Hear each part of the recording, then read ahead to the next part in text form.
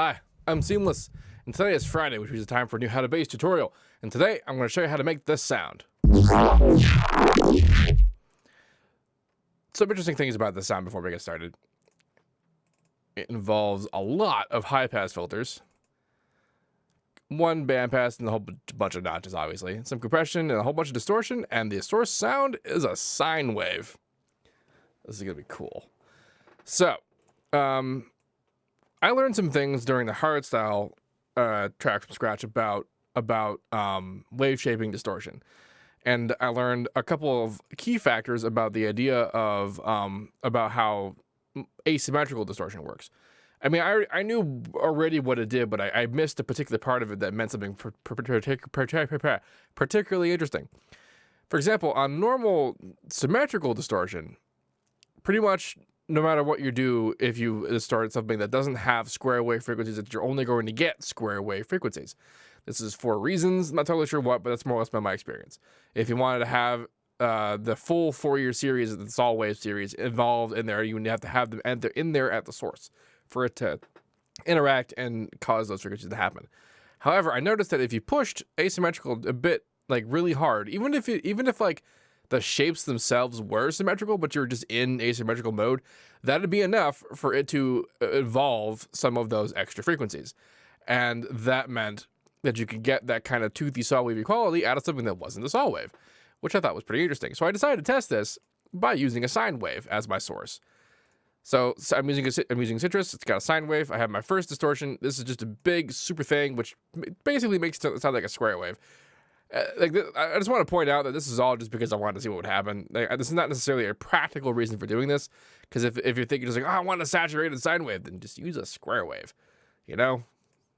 And then there came another sort of interesting thing I learned, not in the hardstyle track, but just recently. I was looking at the frequency response of a wah pedal, specifically one of the modeled ones inside the guitar rig, which were pretty close to sort of what reality is, and I noticed that the wah pedal wasn't, as I thought, a band pass. It was actually just a high pass with a high resonance. And I thought, you know, there's a lot of things about band passes that are true in particular neurobasses. So maybe I'll just use that instead of band passes. So these two band pass 2-notch kind of filter things I do a lot are actually just replacing the band pass with a high pass. Stuck a chorus in here, low delay value, and a higher than average depth for what I usually do. And I left the stereo on because I liked what it did to the stereo field. This is what it sounded like without the chorus. This is what it sounds like with the chorus. And without. Come on. Okay. Let go. And the chorus. It's a little bit wider. And then the next distortion. Actually, that I put the chorus in before this distortion is pretty important because the asymmetrical distortion, when it gets pushed really hard, is you have the pre-gain pretty high up, does weird things when stereo fields are involved, or unison for that matter, or any kind of phase cancellation. It does very interesting stuff to the signal, especially if it's a saw or a square-based thing. And sometimes it just vanishes entirely, and it's a little bit weird. But this is a fairly regular-looking shape. I really just wanted to create some differences between the positive polarity and negative polarity, and that was what caused it to break and make the sharper version of the sound. And then there's more high pass notch activity. And then in compression. So now the fun part about the fact that I'm doing this with just a sine wave is that it's its own sub. So that means that I can, like what I did in this particular equalizer, fucking compressor, is I set the bands up in such a way and the low cut high enough that it removed the sub. So that introduced the sub into the next step. I mean, this compression is just about pumping up the various frequency sections so that there's, you know, it's audible. And then I reintroduced the sub into this one, which really, this one is just normal band pass. It's a thinner than average bandwidth.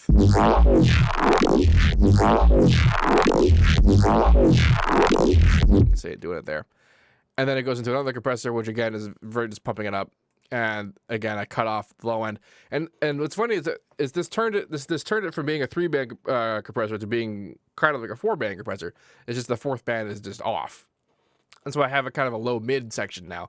And that meant that I was able to kind of just pick different sections on the highs and the mids to focus on, which didn't really change a lot, but it was interesting to mess around with in regards. And I pumped up a bit on the top of the master there. and then I cut it off as well, and then I have this limiter where I put the sub back in, and then there's sub involved. So one of the particular cool moments about this bass, right around here, like that sound, is very much the result of going really, really far down in pitch. This is the MIDI that I'm using.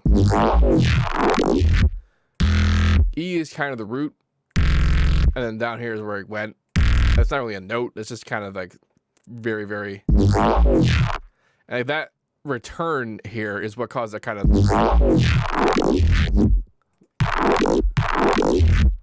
that stuff. And that's one of the fun things about the high passing. Like one of the reasons why the high pass has this particularly special activity with it is because its purpose in life is that it passes, you know, stuff that are lower frequency than what you are.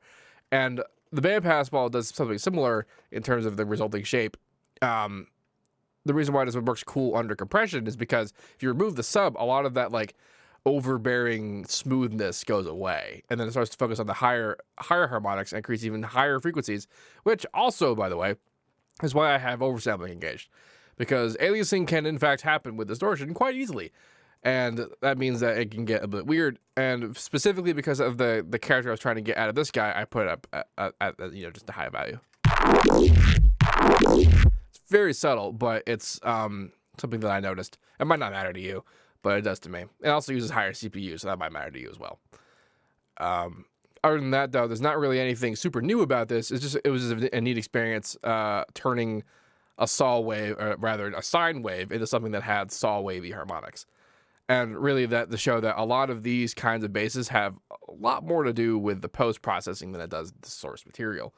Although, I mean, at this point, if I change it, doesn't really even do anything. Although we can hear that because the sub is being reintroduced at the very end there, which in this case isn't the sub anymore because it's got a higher harmonics, but and stuff like that. So that's pretty cool. Anyway, I'll put this FLP up here for you to download.